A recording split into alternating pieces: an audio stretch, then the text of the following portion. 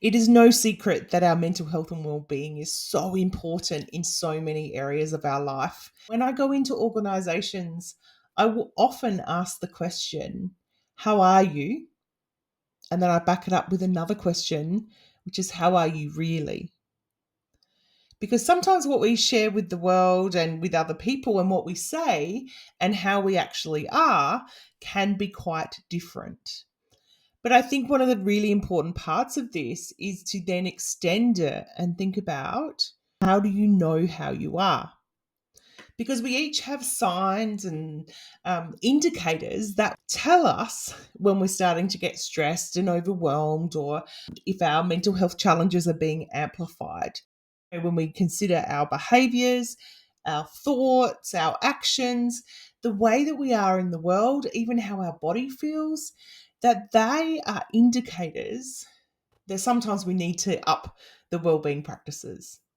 And so I want you to consider that question. How do you know how you are? So, in your world, what are the things that are little red flags, whether we take notice of them or not, that would indicate that you might be overloaded and there are some other practices that need to come in, or you might need to put some boundaries in, or, there's lots of different things. And we'll talk about that in a moment as well. So, I want you to consider and think about, how do you know how you are? And you might want to just jot a few of these things down and sort of consider it for yourself. How do you feel in your body? How are your shoulders going? How's your nutrition, your eating, your sleep? How does your body feel and how's your energy going? All of these physical signs and symptoms can be indicators that something is going on for you. But also, what about the psychological aspects? How's your mood? What are you reacting to? Are you withdrawing? What thoughts are going around in your mind? How's your concentration? So these are all sort of things to really consider when we look at what are our signs of stress. And they could be called stress signatures as well. But also, how are your behaviors going? Are you procrastinating? Are you fixated on something?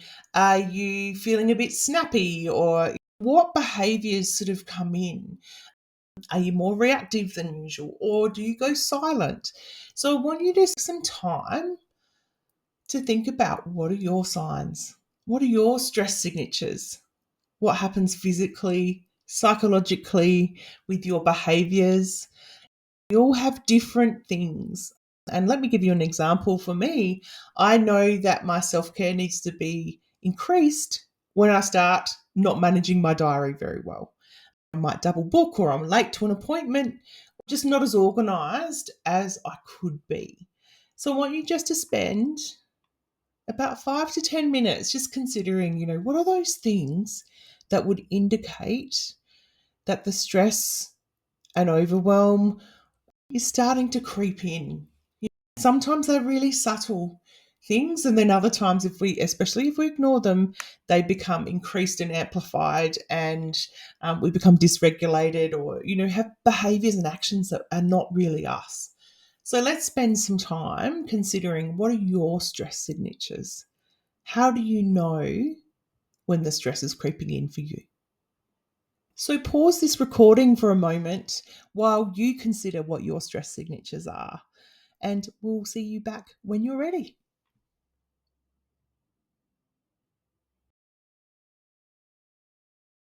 Welcome back. This is not to make you feel bad about yourself or get down on what happens. This is actually about self-awareness, because when we become aware of things, then we can catch them before they get bigger and we can do something about it. How did you go? I wonder what's on your list. Some of the things that I've seen in workshops that I've done previously have included people feeling tense in their body, or they're snappy and moody, or go silent and quiet, or they might be things that they normally would care about, they're a bit flippant with and have sort of don't have the energy to sort of engage in normal conversations or that type of thing. How's your nutrition? Do you eat on the run, or is there too much or too little? Have your habits sort of changed? Same with sleep, too much or too little sleep. How's your mood and the things that you react to? What are your thoughts doing? Are you waking up in the middle of the night and thinking about something and, can't get it out of your mind? Or are there things that get amplified and exaggerated, or, you're seeing things from a different perspective and your thoughts sort of run away with you? So all of these things are very, very normal stress signatures and things that people experience. And I think one of the things about this is unless we're aware of them, we can't do anything about them. And so I think it's that thing of bringing this self awareness in and maybe taking notice and being mindful of when your behavior is different, or when you're thinking differently, or you feel things differently physically. What do you need to do with that? I want you to think about, how do I disrupt this? What do I need to do in order to move through this? And so sometimes it's about having a conversation with people, or some of the things that are good for us that can disrupt are often the first things to drop. And so, what are the things that will help you to disrupt this stress signatures? So, I want you to consider now and think about, what are the tools that you already have and the things that can help you so that this stress doesn't get bigger and bigger, and then you might be behaving in a way that you actually don't want to, or is not professional, or whatever it is, or in your relationships. Sometimes the people closest to us get some of the more ordinary stress signatures that come out. And so I want you to think about, in this list, what are those things that help you? What are your self-care strategies, your well-being strategies, the things that help you to connect, to belong, to have meaning and purpose, to experience life as you would like it? So just pause again, and consider, what are those things that help you along the way, that can disrupt this stress.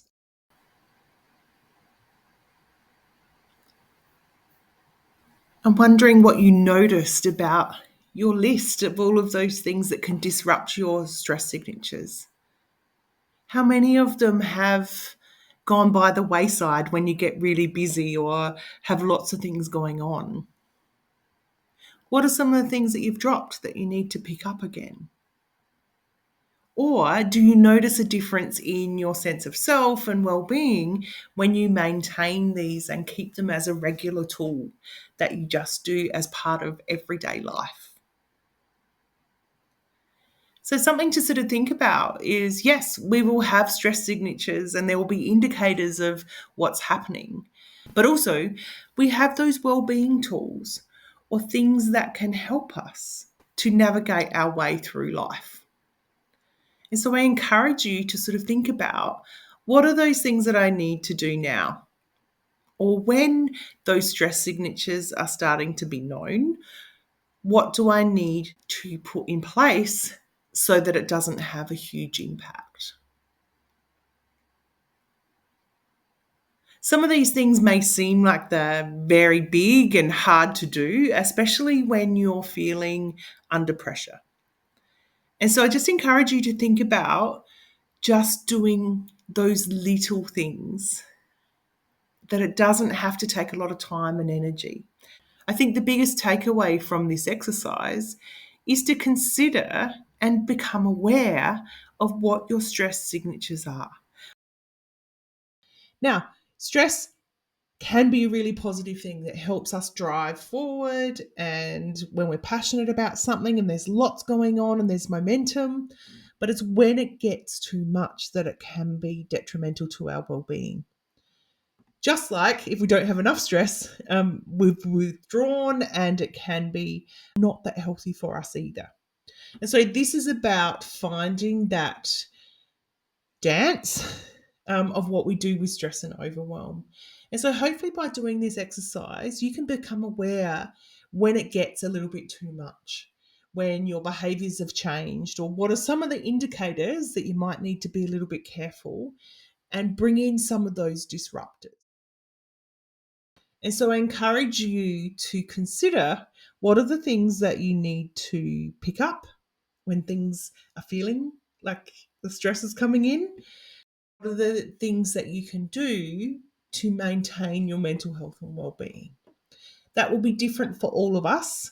And so please just be aware, find that understanding, come back to what do I need right now for me?